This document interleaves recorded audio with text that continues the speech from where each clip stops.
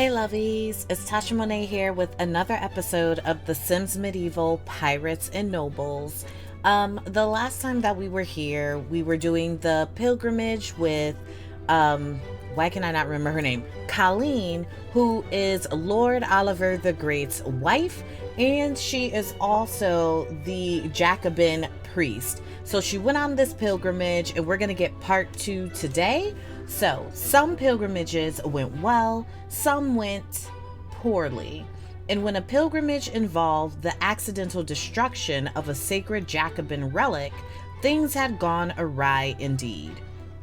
With the fleet of angry Jacobins in hot pursuit towards the kingdom, was there any way to turn this disaster into delight? So we sent Colleen because we thought that things would, go well. Hold on, wait a minute. Okay, would go well, but apparently it seems like things aren't necessarily doing or going the way that we thought that it possibly could. So, let's see here. If there is one thing Jacobins know and abhor, it's shame. Somehow a pilgrim, intentionally or not, has brought shame onto the kingdom through their actions. There is only one thing a true Jacobin can do in such a situation: stand up, take responsibility for the faults of your Jacobin brethren. Y'all know what that say, the way I can't read it. And face punishment with chin held high. So this is definitely really interesting because this is also called sacrifice, and we know that this is Lord Oliver's wife. So is he going to lose his wife in this here? I am really nervous about this, but let's go. Lord, okay. So the Jacobin pilgrim looked at the mask of Jacob and took in a breath. It was beautiful. The trip had been a whirlwind of activity and culture, and this was sure to be the pinnacle of the entire voyage. The pilgrim leaned forward to get a closer look at the mask. Was it a strong wind from the doorway? An unintentional knock of the pedestal by the Jacobin's hip? A spiteful tap of the watcher? Regardless of how it happened, it had happened. There lay the mask of Jacob on the ground, shattered and broken. The Jacobin looked around. A few of the guards in the place had heard the noise and were coming this way. A great shout rang through the hall as the guards' eyes fell upon the broken mask. The offender took off, feet moving as quickly as they ever had, dashing out the door and never looking back. As the ship came into sight, the pilgrim shouted to the crew to set sail immediately. Perhaps they could still outrun these Jacobins if they were extremely lucky. Lord Oliver the Great sighed and raised his head out of his hands. This was a sad day for the kingdom, and especially for all Jacobins in it. Oliver, of course, knew well of the disastrous pilgrimage. Now, several ships carrying the best of the Jacob sword and an official justicer had landed in town. Someone needed to take charge of the situation, and Lord Oliver the Great was determined to right the wrongs that had occurred. So obviously with Lord Oliver the Great, it is his wife, so he would definitely do that. But so I think Colleen has returned from the pilgrimage, and I'm sure Oliver just wants to make sure that she understands that he knows that whatever happened, she did not mean for there to be any type of thing that happened to the relic, and so he wants to make sure that she understands that he has her back and he's going to do what he can to make this right. He doesn't want for anything to happen to her, and he loves her, and so he's just making sure that she knows all of this, she understands this, and that they will make this right. He's going to make this right for her because he feels that he needs to. So Oliver is on his way to talk to the Jacobin justicer about the incident. He is a nervous wreck because he knows that the pilgrim that they're referring to is his wife. She went on this pilgrimage, and for whatever reason, this has happened, and now he wants to make sure that he can take care of this. And if that means a sacrifice on his part, he is going to try his best and make sure that this happens, but he is completely nervous about it. We know that he's insecure, but he's also good, and he thinks that this is for the good, not just of the kingdom, but also his wife who he loves. The shattering of the sacred mask of Jacob is not a crime, accidental or not, that we take lightly.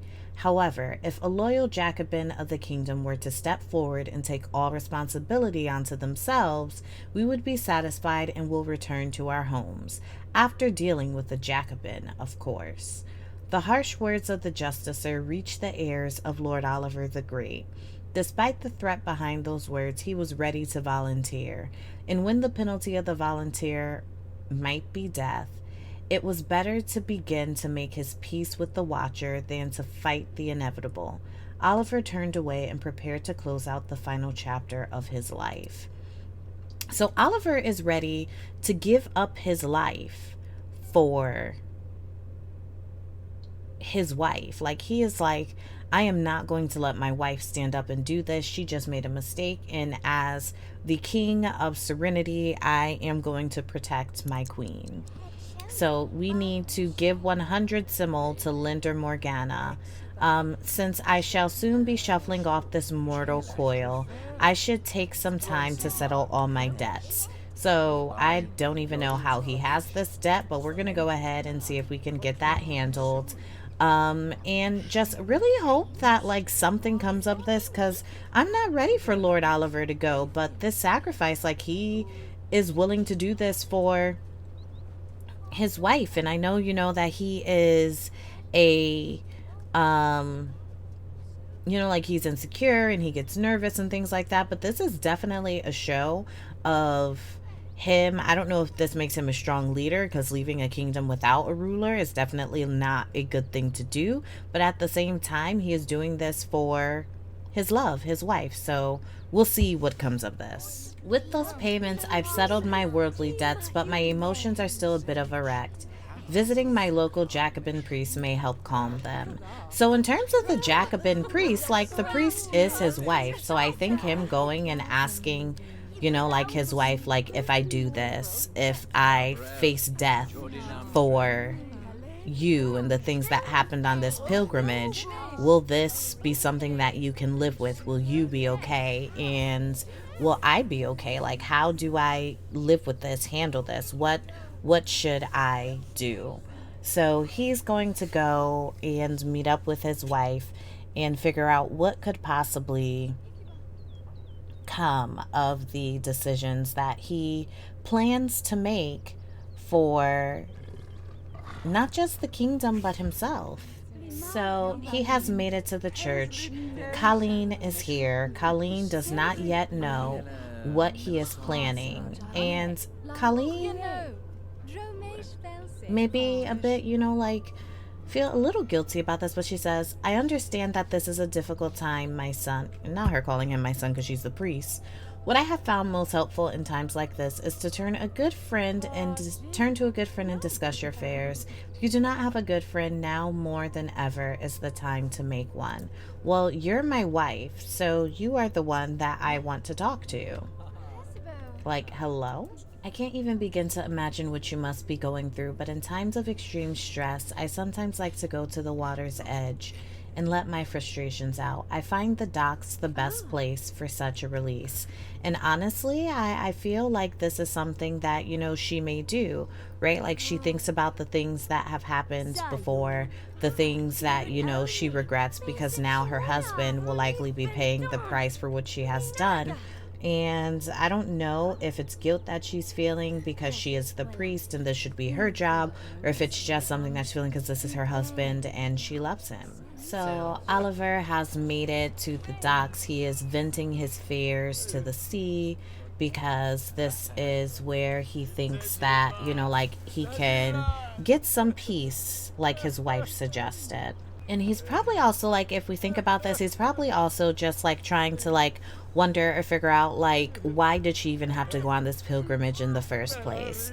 Like, he understood that it could possibly bring something great, but now all it did is bring, like, what could possibly be the end of his reign before he was able to bring peace to the kingdom of serenity, which is what he really wanted to do. Well, I do feel better. I have come to realize that the Watcher will still watch over me even in death. I should prepare for the end, and one thing I do feel entitled to is a last meal. So he is definitely going to go ahead and eat a meal. But before he does his last meal, we're going to go ahead and see if we can go and do some of our last little bit of duties before we try and have a last meal for the day. So before Oliver makes his sacrifice and has his last meal, he has decided that he wants to woohoo with his wife because this may be his last chance to actually get to go ahead and do so. I think she is also thinking about like how this could really be the end for them, and she doesn't really want that to be the case. So they're trying their best to see what could possibly happen for them. Well, here I am. It looks like the Justicer is waiting for me to start, so I should make my opening statement whenever I feel ready.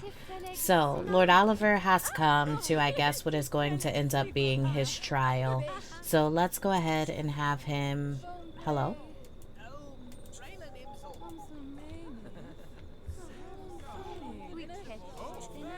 Okay, let him go ahead and make his opening statement so we can see what exactly is going to happen.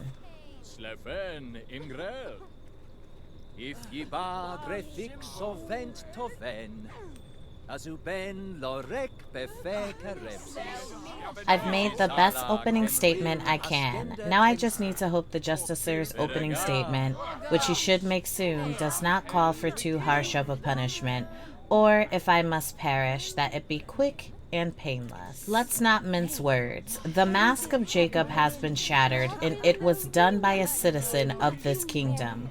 Is it not fair to ask for justice? Is it not fair to seek some kind of compensation for the incalculable loss we have suffered? And when Lord Oliver the Great steps forward, should we not punish him accordingly? Okay, lay it on thick. So, should Lord Oliver the Great take full responsibility for the crime? So it's yes to preserve the pride of our kingdom, or no, Oliver is too young to die. We are going to say that Oliver is going to say yes, because Oliver, while, you know, he's getting insecure, like, he's been on this quest to do what is best for the kingdom. And I believe that Oliver would sacrifice himself for his wife and for the kingdom, even though I really don't know what's going to come up with this and I'm very nervous. But I do believe that who Oliver is, this would be his choice. Now, more than ever, I need to shake off my fear and approach the end of the trial with my head held high. I have made my bed. Now let me lay in it with honor. My closing argument is eagerly awaited. Lord Oliver the Great made a small noise in his throat as he finished his closing statement. Jacobin Justicer Bruce stared at him intently for a second, then gestured that he should join the other Jacobins from the ship that had assembled in the makeshift trial area. Oliver stepped in the middle of the group with trembling hands, ready for the end. There was a flurry of activity from the Jacobins, a bright light, and Oliver felt something that was a bit like bliss. The Jacobins had absolved him and were now shaking his hand. Talk of forgiveness was exchanged all around, and the Jacobins headed back to their ship.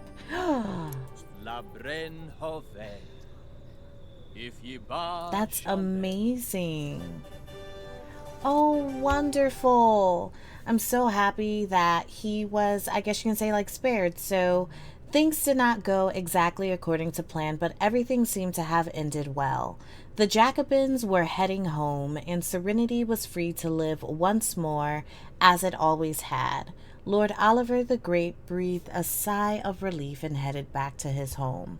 So I'm so happy that he decided that he was going to go ahead and do this for his wife. I think it really showed the kingdom the type of king that Oliver is, and I really do believe that this is something that will come back to him tenfold. So if you enjoyed this quest, please make sure that you like, comment, and subscribe.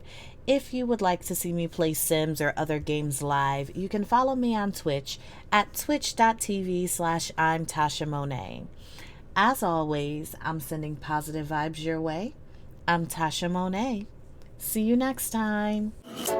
Sometimes I feel like I done lost it, and I don't even really know the cost yet. But every time fear is on my mind, you remind my soul that I'm free.